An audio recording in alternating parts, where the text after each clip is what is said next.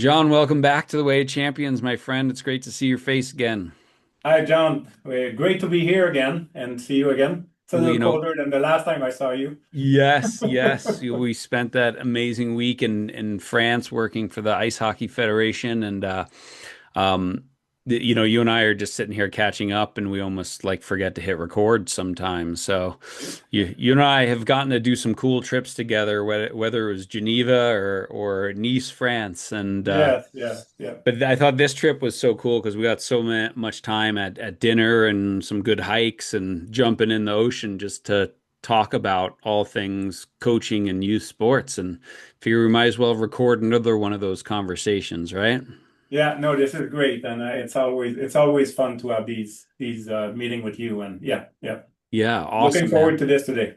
Yeah, no, it's great. Well, you know, I just want to jump in kind of and talk about this idea of coaching effectiveness. And when we were in France, you posed that question. You Hmm. said, how do I know if a coach is effective? And I really think we spend a lot of time, right, on the X's and O's. And so talk a bit about that. Like, why is that question so important? Yeah, well, I think it's an important one, and it's one that I ask all the time when I talk to coaches, or I'm teaching a course right now at the university, a third-year course on coaching and leadership. And we covered that this week. And when you ask the question to coaches or to students or anyone, most of the time they will come up with indicators of effectiveness that are related to athletes. So basically, it's good coaches, effective coaches will be winning games. Effective coaches will have athletes that are motivated. Effective coaches will have group that are very cohesive, good communication on their team. And then we put that on a board. And then what we notice is that every time we talk about coaching effectiveness, we talk about athletes' outcomes. We talk about, and I think it's normal. It's fine. I think it's okay. But the problem is that, and very often you list these things, you list so winning games and developing skill and being more motivated and having fun. And I asked the question, could you accomplish this without a coach? Hmm. Could you achieve the same outcome without a coach? For sure, you can. You just put a soccer ball there, and then you let the kid play. Well, they will develop skill. They will be motivated to come back. They will create some connection between each other. They will. So it makes you think about when we define coaching effectiveness, we need to think about athletes' outcomes, but we need to think about what is it that the coaches do that lead to those outcomes. Yeah. And so then it makes it a very complicated thing to say what is an effective coach, because we have to link behaviors of the coach to specific outcomes we want to achieve. Right. So Because I could be an effective coach and still lose. I could yes. be an effective coach and have a group of athletes that maybe aren't motivated or inspired, right? Yeah, yeah, yeah. I But mean, at the same time, you need to do certain things to motivate your athletes. You right. need to do certain things to develop some skills. Or so we Yeah. need to be able to link what is the coach doing and how does that relate to that outcome. Hmm. Hmm. So I think to me that's a very important sometimes because we jump to conclusion. You win the Stanley Cup or you win a championship. Oh, that was a great coach. Yeah. Well, what did the coach do? Right. Or was it just because it just happened that it was a group of athletes that was very talented? Well, I So mean, I'm a soccer guy and like, yeah. right, when we're recording this, a week ago, Chelsea fired their coach, Hmm. Maresca. Yeah. Now, 6 months ago, he won the Club World Cup, best club team in the entire world, South America, North America, Asia, whatever, just won that. So all of a sudden, Yeah. now he's not a good coach, Yeah. Yeah. Yeah. Exactly. right? Exactly. So there's something about, did you win that doesn't necessarily say, well, you're being effective and maybe the board, and I'm not saying it's the right decision or, I certainly don't think professional soccer's transactional nature with coaching is a Yeah. very good thing. And at the same time, why isn't he being effective in this moment? Yes. Yeah. Yeah. Yeah. And I think professional sport are like you said, it's a very different beast in terms of how we look at coaching. Uh, but I think it's important to link and I think you had Steve Kerr on your podcast, or I don't know if you, Hmm. but you like that's one example of you can link things that coach does that leads to certain outcomes. Right. You could see the behaviors, or you could even from the outside, but I think it's important, at the youth level to be able to say, okay, well, I do this type of drill, and this type of drill is to create some enjoyment in practice. Hmm. So there's an outcome associated with this behavior. Or I'm going to talk to an athlete so they feel better to increase their confidence. So Hmm. there's a behavior associated with the outcomes. Hmm.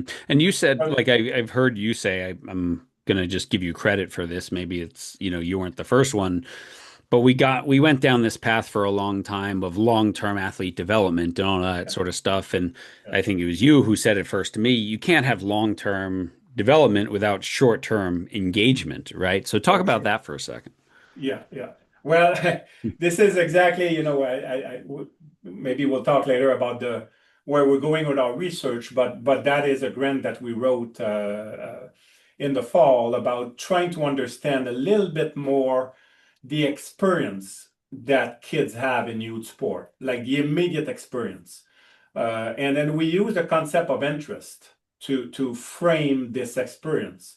And it's a very important a very exciting concept that has been used a lot in education. So looking at topics like physics and mathematics, and then how do you create interest? How do you develop interest? Mm. Uh, Let's talk about and that now because I think that's like fascinating and so important, right? Like, it especially at the is. youth level, that is my job is to, winning is really, did they all come back next year? Right. And Yes, so if they're not exactly. interested, they're not coming back next year. Exactly. And I think we sometimes we use the concept of enjoyment to talk about experience, and which I think is fine, the work of Isaac, but interest is a little bit more than just enjoyment, because you could be challenged, you can be curious, you want to explore, and I think that's what coaches should do. And there's two stages of interest. So when you can think about your life and some of the interests you may have, you know, I know we drank some beer together and we drink some wine together. So maybe we have an interest in wine. Or so why? Well, maybe I spend some sabbatical in France and I try different wine. So there has to be a context. I play tennis. Why do I play tennis? There's tennis courts right in front of our house. And I played tennis as a kid, but now so the one trigger of interest is a context, is a situation. There has to be some kind of environment that trigger the interest. Yeah. So, I think people that Dan Coyle said, "What's in my windshield?" Right. I like that idea. exactly. Yeah. You talked about your skiing, where you live in Bent and there's a mountain not far from your house. I Right. don't I don't ski very often because it's 3 hours away from our house. So Right. there's a Exactly. situation, but that situational interest over time, develop into individual interest. Right. And then individual interest is when you get out of your way. Now it's part of me, my personality, my identity. So I will drive, an hour to play tennis, Mm. even if the courts are not there, because it's really this is me now. But at the beginning, when you think about kids, it's really about the situation that we're creating and those experiences that the kids are having that lead to the development of individual interest. Yeah. Uh, I think you and I spoke about this when we were in France. But a couple of years ago, I was working with Ireland Rugby, and they were okay. talking about one of the big challenges. And I would think this would be with every sport is like now that parents are having kids at a later age, Yeah. right? So more likely in their 30s than in their early 20s. He said, Yeah. when people were having uh, kids in their early 20s and dad played rugby, well, those young kids were out at the rugby field. Mm. Now dad's having kids in his 30s. He's not playing rugby anymore. So that situational piece is not necessarily there. We as a sport have to overcome that. And I think that's what you're talking about, which is really interesting. Exactly. Yes. Yeah. Yeah. Yeah. No, I think that's a very good example in terms of a family environment, what is created and what do we offer the kids. And Yeah. but I think to me, when I started thinking about this and reading more about this, how it brought me back a lot to this idea of sampling versus specialization. Hmm. Because so if we want to promote sampling different sport, then we need to create situations that are interesting so that the kids go and try these different sports. Hmm. And like I listen to music, you listen to music. You don't listen to one kind of music, and this is the music we listen to different kind of music, and you say, "Oh, I like jazz," or Hmm. "I like this kind of music," or but it's important to be able to try different things, to be able to make a call about what is it that I want to pursue. So providing context to kids that allow them to play basketball and to ski. They're two very different activities, that they're different environment, but we need to be able to provide those different types of environment Hmm. so that they can make an informed decision about, okay, or sometimes you have a good coach or then you are more attracted towards a certain activity. Yeah, and Uh, I think of my childhood growing up in New York playing whatever sport was in season. yeah, And maybe the interest was twofold. Number one, it was right there in my hometown, right? Never yeah, drove more than 5, 10 minutes to play a game or go to practice. yeah, Number two, my friends were there, right? yes, So my yes, friends played yeah. soccer, and then we played basketball, or then we went to wrestling, and then we all played baseball. And so because my those things were enough to get me out there, like, hey, that's where all my friends are today. I might as well be there too. Yes, exactly. Yeah, yeah. Well, Yeah. one of the things that come from the education literature is to make an activity interesting, you have to be able to relate the activities to the kid, to the person's life. Hmm. So if you teach physics, if you can make it so that it's applicable to the person, that the person can see themselves in the activity, then usually there's a triggering of interest.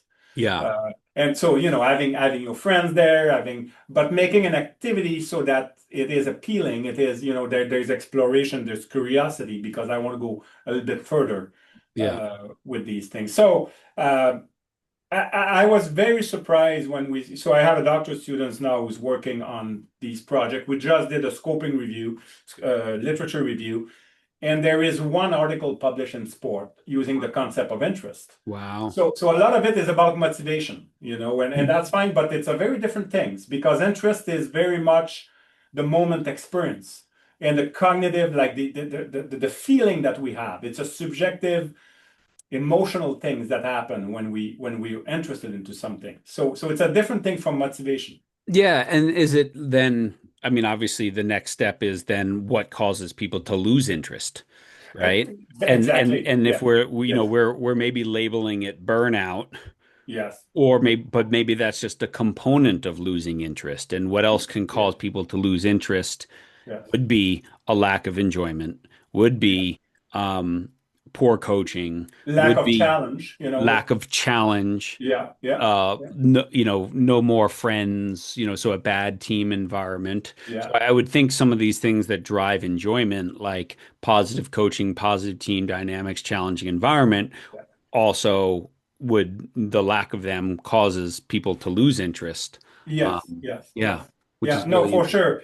And I think to me, what really is exciting about this whole thing is that you think about coaches and how do you design a practice for 6, 7 year old soccer player. A lot of what the sports system is based about skill development, which is not, it's fine. We need to develop skills, but we also need to develop interest. And Hmm. sometimes these two things could be a little bit conflicting, Hmm. for a coach. And then we tend to lean more towards the development of skill and kind of forget the kids, Hmm. forget who are these people? How can I make this activity so that they will want to come back tomorrow because they will want to be a little bit explore different ways of doing these.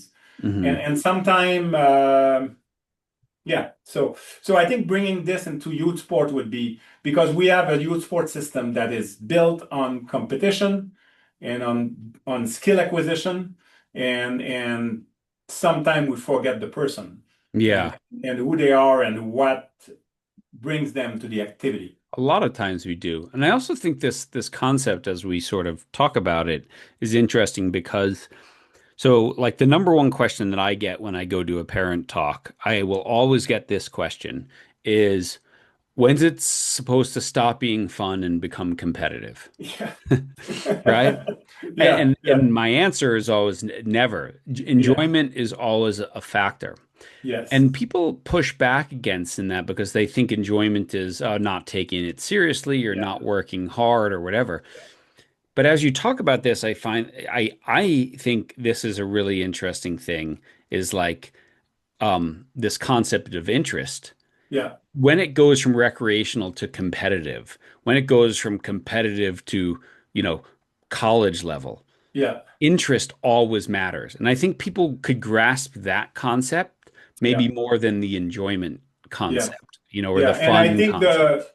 yes, and I think what's important to understand is that there's a developmental trajectory to this. You Right. know, so we talked about situational interest and context being very important, but at some point there's a bit of a switch.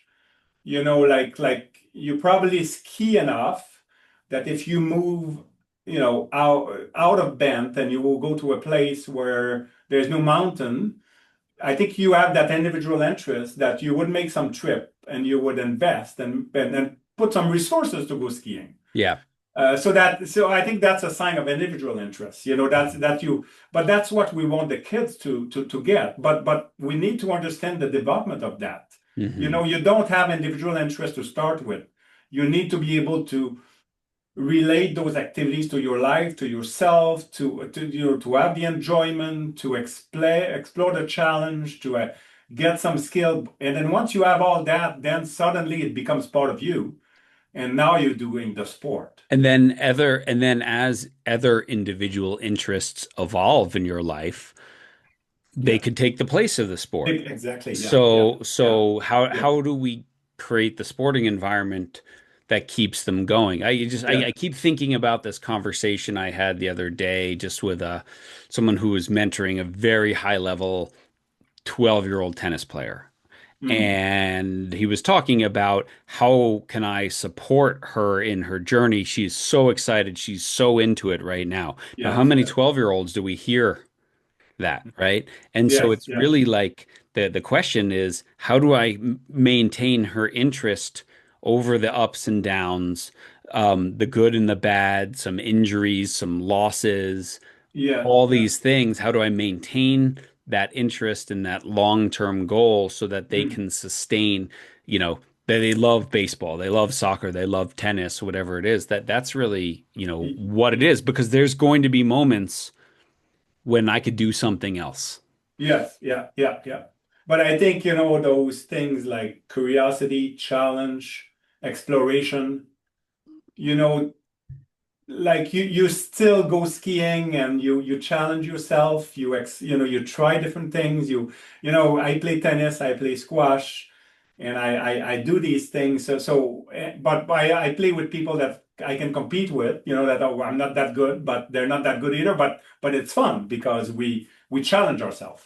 So Hmm. I think those elements have to be there so that tennis player that 12, so how do we make sure that the activities stay you Yeah. know where there will be possibility to stay excited to explore different ways of doing things and And to there's so win many to lose and ways to do that, right? Whether yeah it's I'm the best in my age, so I need to compete against someone older, maybe yes or yeah yeah I've yeah beaten yeah everyone in my, so I need to move or whatever because yeah I'm not living in a place that is conducive to the next level of development. exactly yeah And yeah these yeah are hard things, and these are hard choices for parents. I think way too many parents mistake some present day sign of ability and whatever leads to that. Maybe they're just bigger, faster, stronger, but Mhm. they mistake that and then the kid's success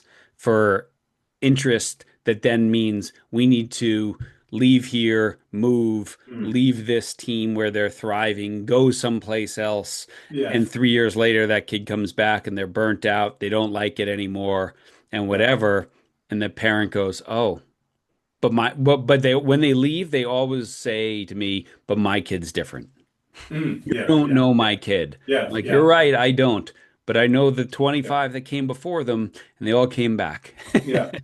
And I think that's why I don't think you can tell someone leave or don't leave, Yeah. but it should not be based like when they leave, very often it's based because better coaching, better for skill development, not for Mhm. interest. Not for interest. So, but if you move because I want to go there, like I'm the athlete, so I want to go there and I want to do this because I'm very curious about what's going to happen next or what.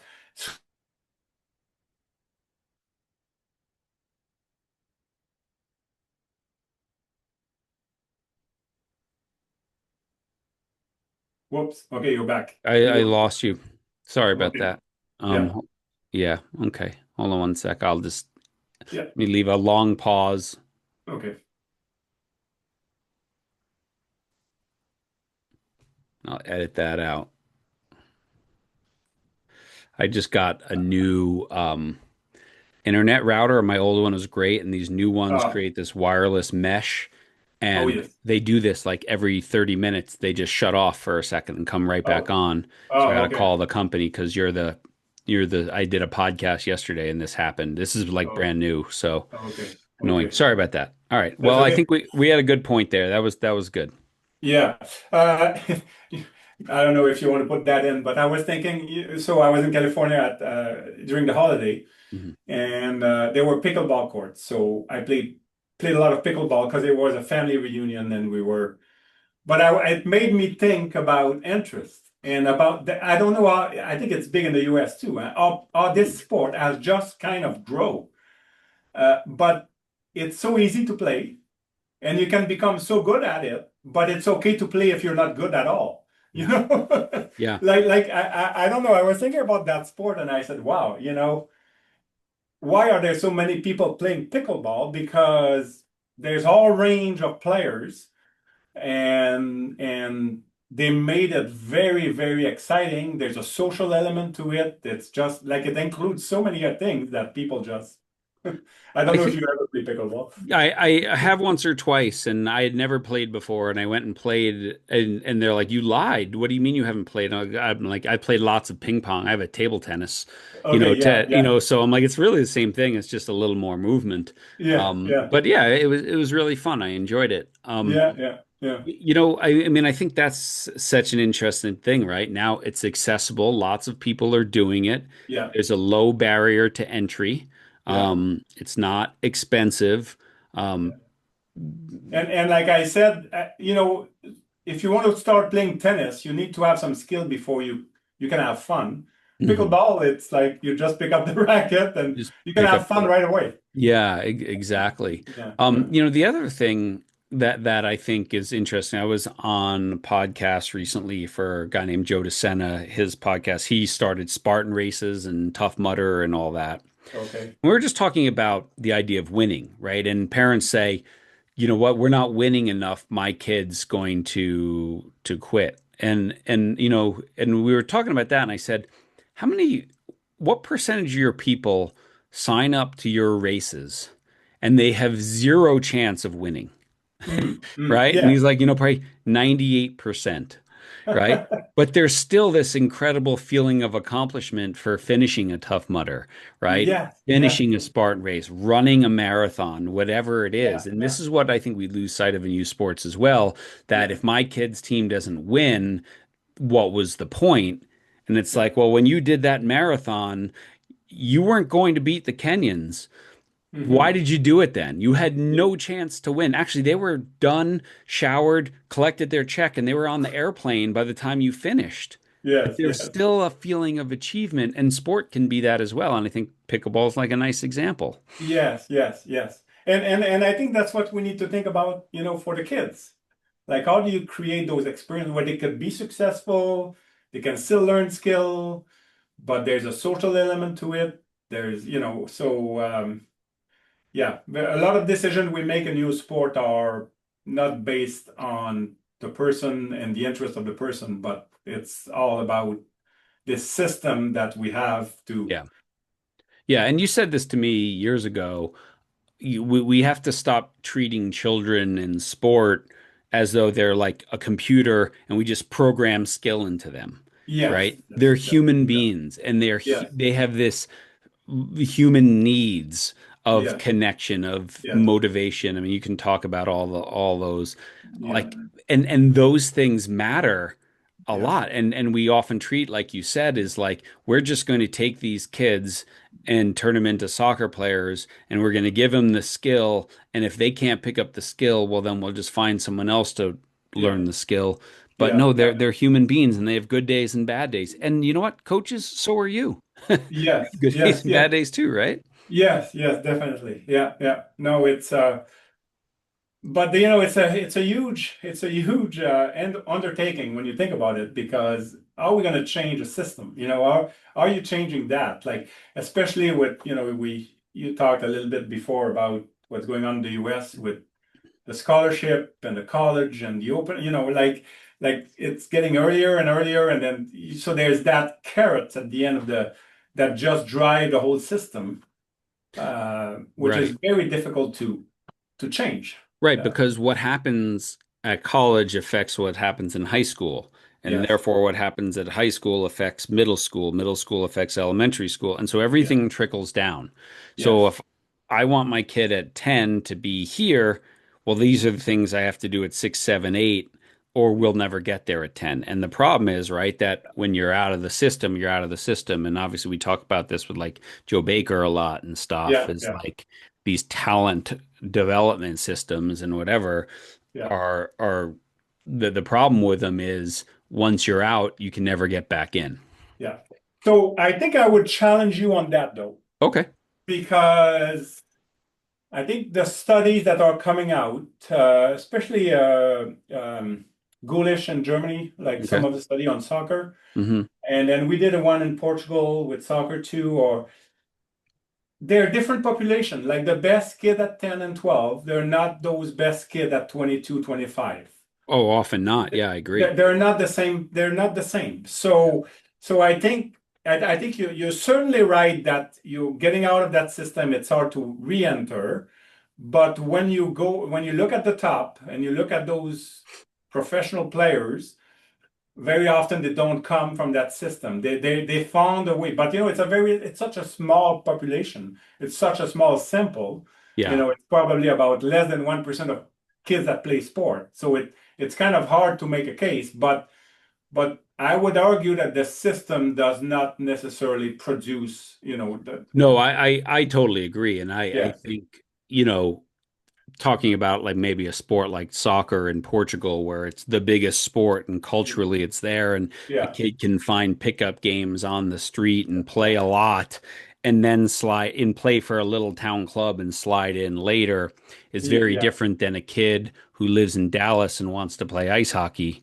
If yes, you're not in the system, you're not playing pond hockey year round and then no, jumping in later on. So yeah, no, you're there's an right on that. environmental aspect to it. But no, I agree. And I think what Joe would say or what we would say is again, if you're picking teams, like there's a local club where I live in a sport that has decided at 9 years old, we're going to pick an A team and they're going to practice more and get better spaces and get this coach.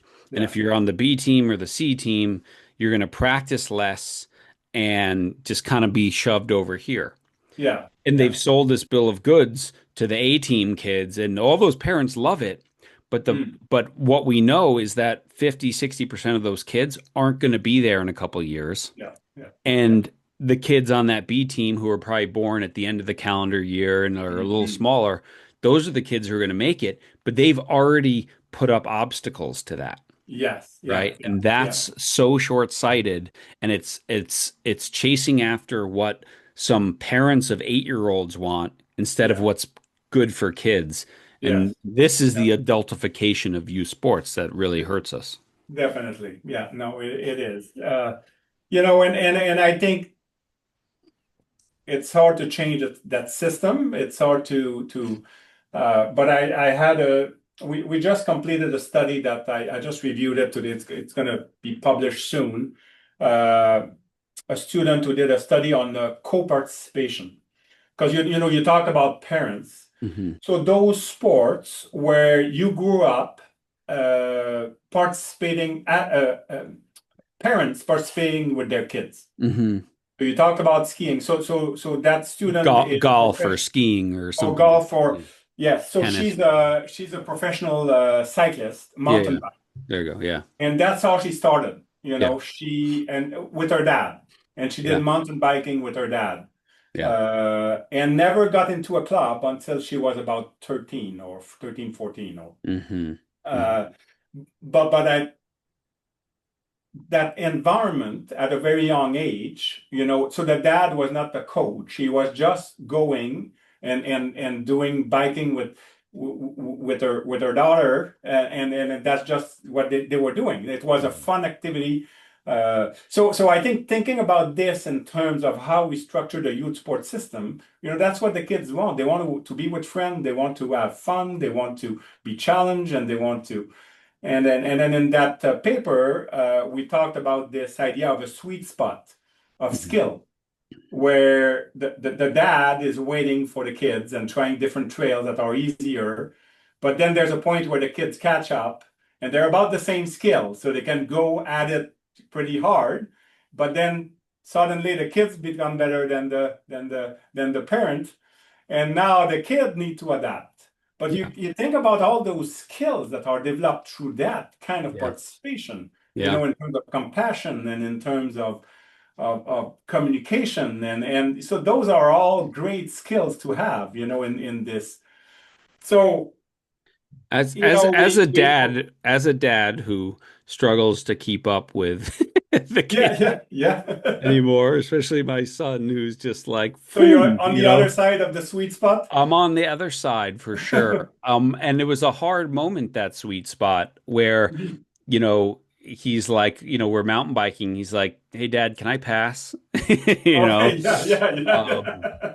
Yeah. or whatever, who Yeah, still pretty good yeah, on the snow, but it's funny, yeah, you know, to go through that. And I remember a friend, there's the ego that gets in the way as a parent. And I remember a yeah. friend of mine said, I think the last thing was finally he beat me at 9 holes of golf, right? He had never beaten me. He's only beat me once so far, but he beat me at 9 holes of golf, and I, sent a text to a friend. He goes, "That's not a bad thing." He goes, "That means you did your job as a dad. Like now you've got a golf partner for life, right? You've got a Yes, ski yes, yes, partner for yes, yes. life. Yeah, You've got a yeah, yeah, biking yeah, partner for life. Like what an yeah. amazing thing, Yes, yes, yeah, that you've been able to give him that opportunity." And yeah, so, yeah. yeah.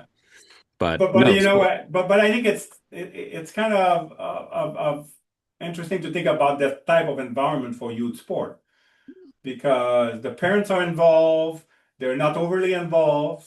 They're participating, they're doing something for them, they're doing something for the kids, and everybody kind of get a valuable experience of all this. And so it's very different than dropping your kids off at the hockey rink or the baseball diamond, and then going shopping or go, and then come back and get them. Yeah, very, Uh, very much so. And yeah. again, but again, there's that kid has the situation because the family does it, Yes. and then they develop their own from it, or they Yes. don't, Yes. right? Yes. But Yes. Yeah. this was, as if you're a parent listening, in my n=1 experiment, there's also moments where maybe you love it more than them, and you can feel a lot of pressure that I need to push them into more. So, for example, my kids, where I live, there's a great ski racing program, and there's a Okay. produce Olympians and whatever. And, Yeah. Yeah. after they'd done some lessons and could ski at, 8, 9 years old, everyone was moving their kids into this program. My kids didn't want to do it. Okay. Yeah. Yeah. And there was everyone like, "Oh, but if you just raced for a year, you'd be so much better, or whatever." But, we were like, "No, it's okay. Yeah. You just Yeah. got to Yeah. ski a couple times with us." And Yeah. then all of a sudden their friends started going to the mountain, and then the interest became theirs, right? Okay. And then it's like, get it, right? So I've got a 20-year-old daughter who's home right now, and 6:30 a.m., Dad, hey, it snowed, let's go. Right. Okay. And Okay. and so Yeah. we Yeah. just skied together all morning, and it was y- like, it's Yeah. great. Yes. And I think that's that, but that moment where you feel like I gotta push them into something else, if they're not driving the bus in that moment and you force them into it, they might do it for a while, Yeah. but I think you have far more chance of them than eventually quitting it. And Yeah. and my goal was like, I want my kids to love skiing for life. Yes. Yeah. Right. And I was Exactly. never a ski racer and I was never that. But man, Yeah. this is something I've pursued for so many years and had passes and travel all over the world. Yeah. My parents never skied a day in their lives. Mm. Yeah. No. No. But I think it goes back to some of the things we talked about in terms of creating that environment. Hmm. Creating that context that allow the kids to try these things, to explore, to be able to explore different ways, and so it's those are kind of more important than maybe any type of coaching we need to do. Create an environment that the kids will want to be in there. They Yeah. will want to do it, Yeah. and And we talk about, right, from coaching, and I want to switch back to that in a second, but we talk about like being architects of the optimal learning environment. Mhm. And maybe we also have to be architects of the optimal interest environment. Exactly, exactly. Yeah. Yes, yes, yeah. Yeah. That's definitely the and Yeah. and and to do that, you need to be able to relate to the person. You need to be able to address the person Yeah. and who they are, and then and the thing is that there's no recipe for this. There's Yeah. no because everybody is different and everybody lives in a different place. There's different culture, but I think there's major principle, in terms of I keep mentioning enjoyment and curiosity and exploration and those elements that makes us do something. Yeah. Um, Yeah. yeah, No, I hear yeah, you. I hear yeah, you.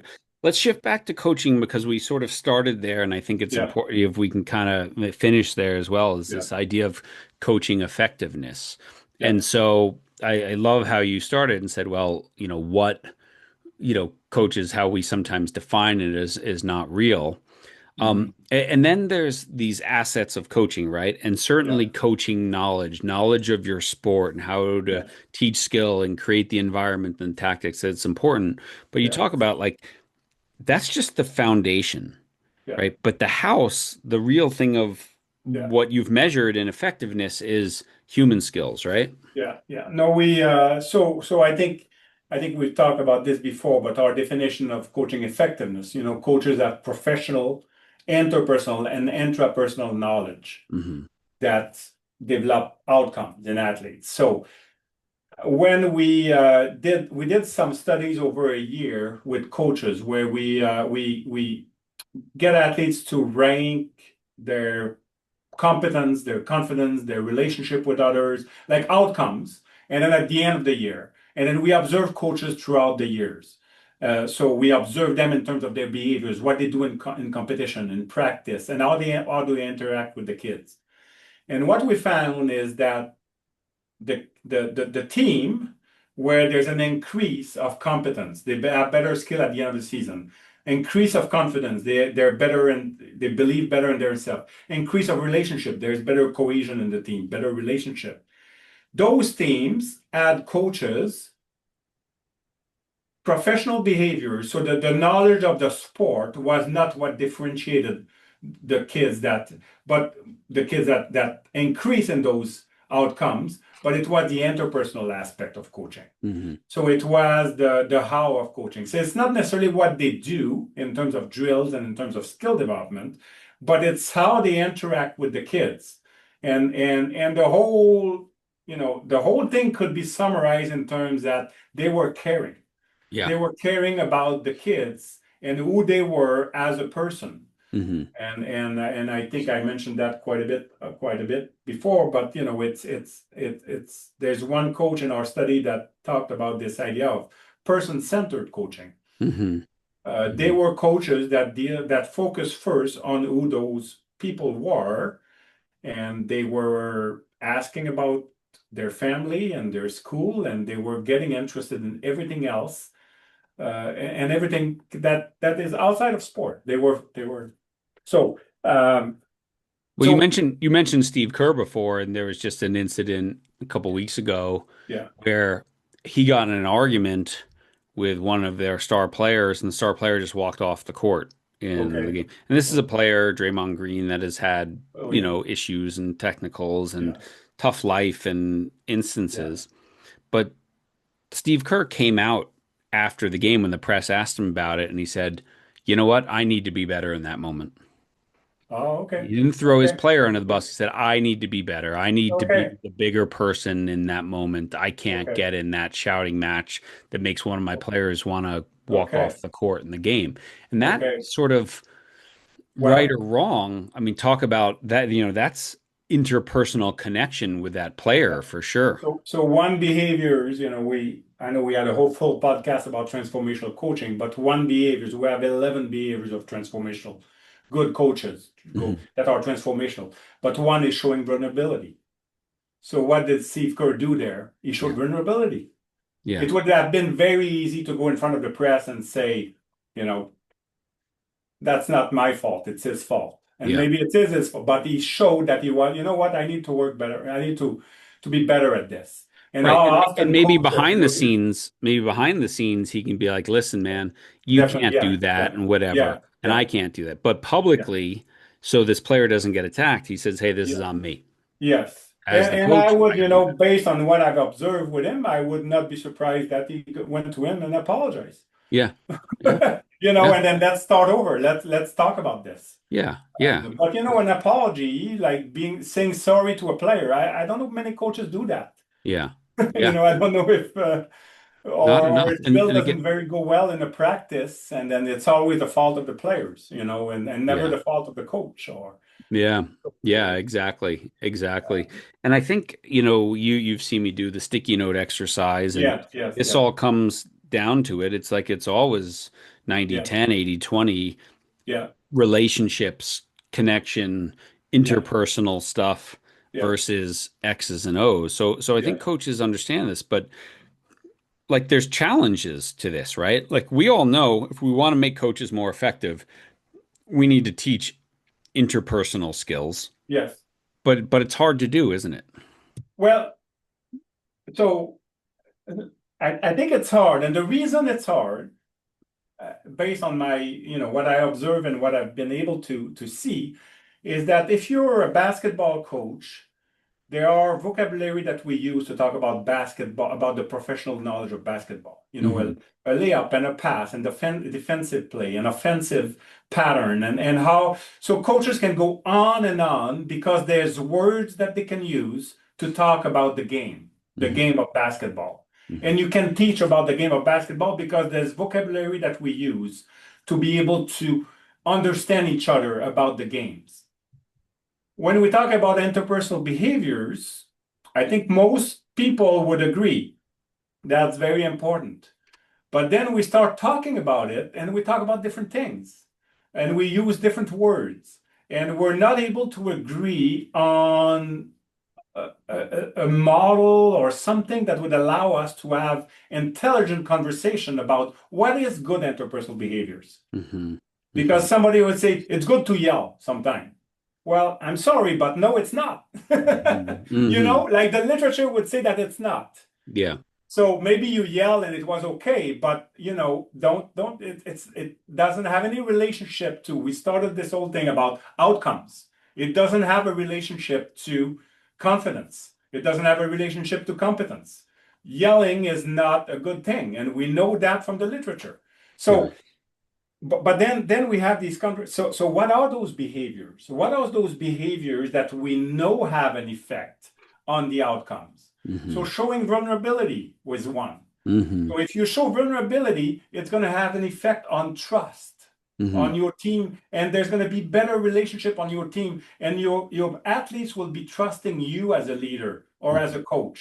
Hmm. So that the athletes will be respecting you because you are able to apologize when you make a mistake. Yeah. And I remember, So, I just yeah, want to talk about a couple more of those 11 attributes. yeah, But I yeah, remember a very specific conversation with Steve Kerr around this. And Jerry had asked him, like, vulnerability, that's big. yeah, And Steve yeah, said, but vulnerability without competence is a disaster. yeah. Like, you have to know what you're talking about. That's a Right. good So, point. so Yes, yes, vulnerability is not, well, I have lots of vulnerability. Yeah, but if people feel like you can't teach them or make them better or have success, you're toast. He's like, so you yes, have to have the competence piece, yeah, and then vulnerability is great. yes, I screwed yes, that up. I messed that up. But if you're yes, incompetent and you're always like, oh, I'm so sorry, that was on me or whatever, yes. people are gonna bail on you. Definitely. And that's why I think it's very important to have those professional behaviors, those professional knowledge. But that is not what's going to make the difference between an expert coach. You'll be an average coach, Yeah, and that's okay. And yeah. that's why sometimes I have issues with these movement. I don't have issues because I think it's okay. But this whole idea of safe sport and like it's the minimum. Yeah. It's the minimum that we can do so that there's no abuse. Yeah. But a lot more we can do. Sport is sure it needs to be safe, Yeah. and that's good. But there's a lot more you can do to develop people. Yeah. Uh, and yeah. So I Go going ahead. back to the idea, so why are we not doing it more interpersonal behaviors? I think it's because we lack a common language that would Hmm. allow us to have intelligent discussion about these things Hmm. and be able to just talk about it the way we talk about offensive and defense and we talk about so And they're also hard to measure.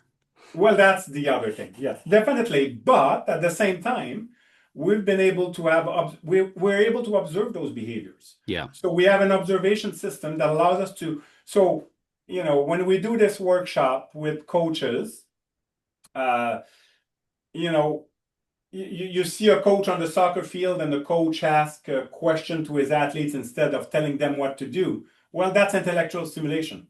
So Hmm. suddenly you're able to label these things. You're Hmm. able to say, now I've got in my head some kind of a system that allows me to see these things. And they're observable. Yeah. In any kind of relationship, you talk about that Steve Kerr comment.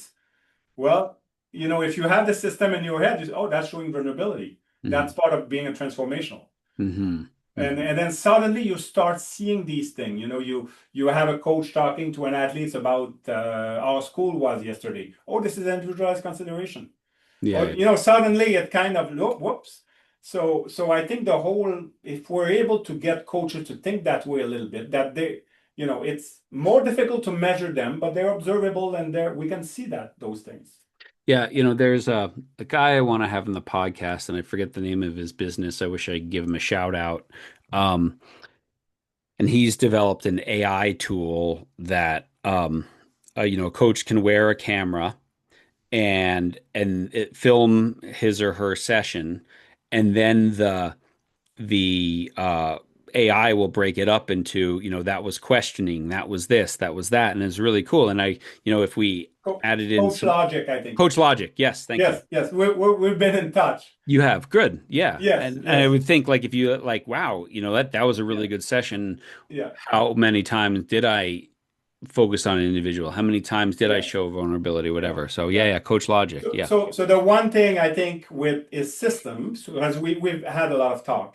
So the system allows him to measure well. AI will be able to measure the what a lot. yeah. Do the coach give instruction? Do the coach give feedback? Do the coach? So more of the Ask professional. questions. Hmm. Yes, yeah. He's got question in there. He's Yeah, got, but I think it's a little bit more difficult. So we're working together, and I don't know where it's going to go, but to add another layer to a system where we can measure interpersonal behaviors. I mean, Wait, how cool would that be if we could? Because now it's yes, all measurable, and yes, now yes, and again, you've got AI to sort of sort it and tag it, exactly. and Because man, it's so much work, yes, yeah. to do it manually. Yeah. Yeah, But yeah. I mean, it's like, I think about, in soccer a lot when we talk about scanning, right? Looking around and Yes, yes, seeing. yes, yes, There's a certain um, correlation between those who scan more and their effectiveness, right? Yes, And yes, yes. so Yeah, we have a measure of effectiveness for players that we yeah, can film them and be like, "Yep, you scanned every 4 seconds there. yeah. You played much better than when you scan every 10 or every Yes, 20." yes, Um, yes, and so yes, yeah, to have that for coaching, yes. to be like, "Hey, the more of these type of comments that you made Yeah. are really what gets you to the next level." Exactly. Yeah, yeah. And Yeah. and I think part of effective coaching too is that component of intrapersonal, that reflection part, Yeah. and that filming and being able to see yourself acting or interacting with an athletes and being able to to see those behaviors, giving you an awareness that is very important to improve yourself. Because Very we don't much. know, very often I'll talk to students and I'll say certain things, and I realize after, ooh, I'm not sure if that was good or not. Not But, sure if we that, always talk to interact with people, and but yeah. I think being able to see yourself and reflect on those behaviors Yeah. is a very important skill Yeah. No, for definitely. improving, for to get better. For improving, and it Yeah, all goes together. And we also don't want to overwhelm coaches with all yeah, these things. And so yeah, then can we yeah, take all these pieces and deduce it down into, right? yeah. Like what are the big rocks in the jar Exactly. Yeah. that are the most important things, right? And Yeah. so these three things have 90% of it. These Yeah. other 12 things or the other 10, just get these three right and you're going to be Exactly. pretty Yeah. good. Yes. Yes. Yeah. Yes. Yeah. Yeah. Yeah.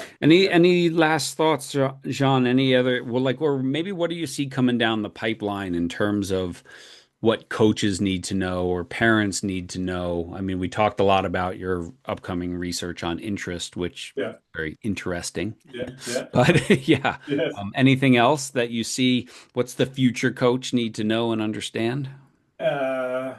Well, I don't know. It relates a lot to what we talked about, but I think paying attention again to the experience of the kids when they're in, and not thinking too much, especially with young people about 10 years down the line or 15 years down, making sure that we are able to create activities and sport activities that the kids can relate to and can giving opportunity for kids to explore, to Hmm. be able to.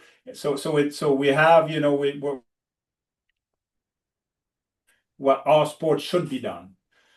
So I think showing a little bit of flexibility in terms of how sport can be played, and Hmm. and changing the game so that we make it exciting. Yeah. So it doesn't have to be, I think sometimes we, maybe even you and I are doing too much, let just them figure it out.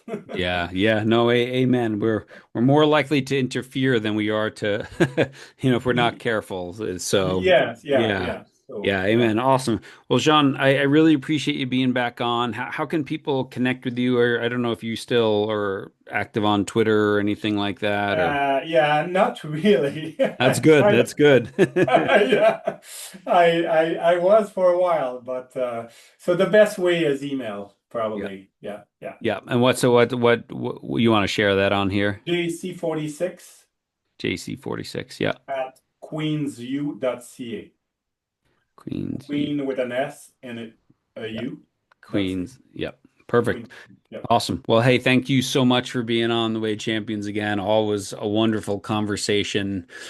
This is second best to, sitting in the Mediterranean having it, but maybe our next adventure together will Yes, and the be best conference I ever been were always you were there. So we'll have to plan another one together. all I know is that if I see your name on the speakers list, it's going to be a good time. So Yeah. awesome, my friend. Thank you so much for Great. being on the Way Champions again. We really appreciate it. Thank you very much. Thanks. Thanks everyone for listening. Thanks again to my great friend, Dr. Jean Côté, uh, JC46 at queensu.ca if you want to connect with him.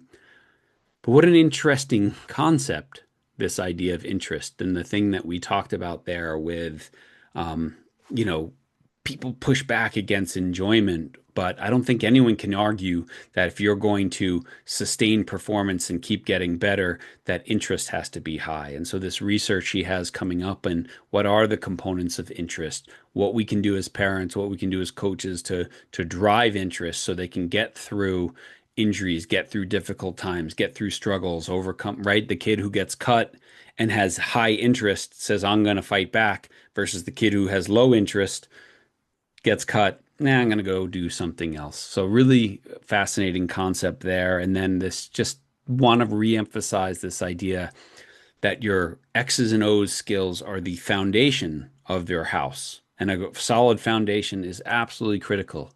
But to build your house of coaching effectiveness, it's about interpersonal and intrapersonal. So I got to know myself and I have to understand human relationships. That's where effectiveness comes from. So hopefully that didn't fly over your heads. Just focusing on that is huge. And if we can come up with tools to measure that, oh man, that's really going to change the game in coaching. Okay. So thank you all again for listening, for subscribing, for leaving reviews, for sharing this podcast if you found it interesting. If you want any bulk book orders, John at changingthegameproject.com is my email, all down in the show notes. Thanks to our sponsor, Sprocket Sports. Thanks to our Patreon podcast champions. Thanks to all of you who tune in and listen every week. Remember, your influence is never neutral. So go out there, change the world, change the game. We'll see you again next week, everybody.